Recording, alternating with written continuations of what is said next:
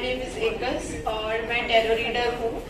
मुझे 3 इयर्स का एक्सपीरियंस है टैरो रीडिंग का। एट द एज ऑफ 14 मैंने टैरो रीडिंग स्टार्ट कर दी थी और इसी एक्सपीरियंस के साथ मैं आप सबके साथ कुछ नॉलेज एंड कुछ पर्सनल एक्सपीरियंस जो मैंने फील किया है वो आपके सबके साथ शेयर करूँगी। मैं देखती हूँ कि जो टैरो रीडिंग होते हैं वो उसमें जो कार्ड्स होते हैं वो पॉजिटिव और नेगेटिव कार्ड्स होते हैं। जो हमारे पॉजिटिव कार्ड्स होते हैं वो इतने ज्यादा पॉजिटिव होते हैं कि लोग उनको देखकर हैप्पी होते हैं, उनको बहुत ज्यादा पॉजिटिविटी फील होती है।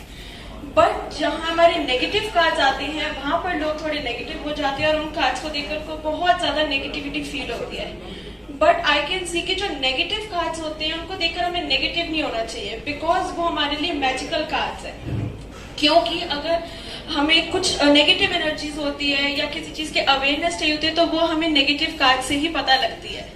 कुछ ब्लैक मैजिक होता है, कुछ नेगेटिव एनर्जीज होती है, कुछ अच्छा काम नहीं होता तो हमें नेगेटिव कार्ड बता देते हैं कि आपको ये काम नहीं करना चाहिए, जिससे हम आगे आने वाले लॉस से बच सकते हैं।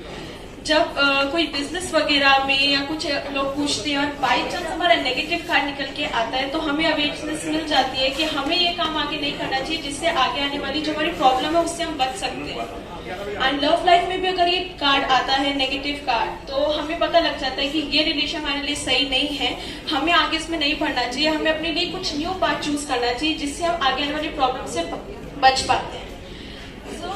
ये एक्सपीरियंस मैंने भी अपने साथ पर्सनली देखा है। मैं अपनी जब फादर की रीडिंग कर रही थी ऐसे तो उनको कुछ प्रॉपर्टी का काम करना था अपने फ्रेंड्स वगैरह के साथ, तो वो चाहते थे कि वो उसमें इन्वेस्ट करें। बट जब मैंने उनकी रीडिंग करी तो वहां पे कार्ड आया डेविल का कार्ड, जो कि इतना ज्यादा पॉजिटिव नहीं मानते बिकॉज वो कार्ड इतना नेगेटिव होता है। एंड वो एक्चुअली कार्ड नेगेटिव दिखने में होता है बट वो हमें अवेयरनेस देता है वो कार्ड। तो वो रीडिंग में जब वो कार्ड आया हमारा डेविल का तो मैंने उनको सजेस्ट किया कि आप इन्वेस्ट मत करना, आपको प्रॉब्लम आ सकती है। बट आफ्टर सम टाइम हमने देखा कि सीरियसली वहां पे उस प्रॉपर्टी में प्रॉब्लम आई। देन मुझे लगा कि अच्छा हुआ वो कार्ड ने कैसे हमें अवेयरनेस दी है कि हमें वो काम नहीं करना चाहिए और हम उससे बच पाए हैं। जो हमारा डेविल का कार्ड होता है वो शेडो और पॉपअप में अगर वो कार्ड आता है तो वो हमें बताता है कि ये पर्सन की एनर्जीज ऑटोमेटिकली पॉपअप को क्या था वो पता लग जाता है कि ऑटोमेटिकली इस पर्सन की एनर्जीज नेगेटिव है या इस पे कुछ ब्लैक मैजिक हुआ है। तो हम उस पर्सन को रेमेडी सजेस्ट कर सकते हैं, जैसे स्पेल होता है, हीलिंग होती है, ऐसे हम रेमेडी सजेस्ट कर सकते हैं। तो नेगेटिव कार्ड्स हमेशा हमें पॉजिटिविटी ही दिलाते हैं, नेगेटिविटी नहीं दिलाते हैं कभी भी। तो आई विश कि लोग नेगेटिव कार्ड्स को देखकर कभी नेगेटिव नहीं होंगे अब से। एंड मैं देखती हूँ कुछ टैरो रीडर्स भी ऐसे होते हैं जो कभी कभी नेगेटिव कार्ड्स को देखकर नेगेटिव होते हैं कि हम क्लाइंट को कैसे एक्सप्लेन करें क्योंकि वो घबरा जाएगा। बट आई विश कि अगर क्लाइंट आपके पास आया है तो आप उसे पॉजिटिव करके ही भेजेंगे, आप उसको एक्सप्रेस करेंगे, उसको समझाएंगे कि नेगेटिव कार्ड क्यों आया है आपके लिए।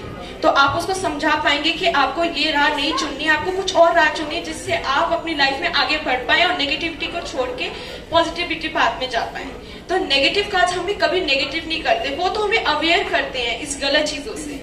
तो we will always thankful to that negative cards कि हम उन्हें थैंकफुल करें क्योंकि वो हमें अवेयर कराते हैं कि आप ये गलत चीज करें तो आपको अपने लिए कुछ न्यू पाथ चूज करना चाहिए लाइफ में कि आप उसको पॉजिटिव कर पाओ।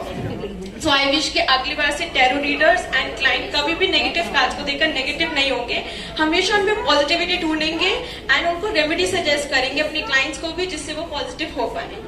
And I will thank the cosmic river Jasmine ma'am जिन्होंने यहाँ पे हमें पहुंचाया है इस एज में। एंड वो हमेशा हमें गाइडेंस की तरह, एक एंजल की तरह हमें ब्लेसिंग्स देती हैं और बहुत ज्यादा हेल्प करती हैं। So I will always be thankful to her. So thank you कि मैं यहाँ पे खड़ी हूँ, तो मैं बहुत ज्यादा खुश हूँ, सिर्फ उनकी वजह से मौका मिला हमें यहाँ पे खड़े होने का, आप सबके सामने बोलने का at the edge of this. So thank you everyone.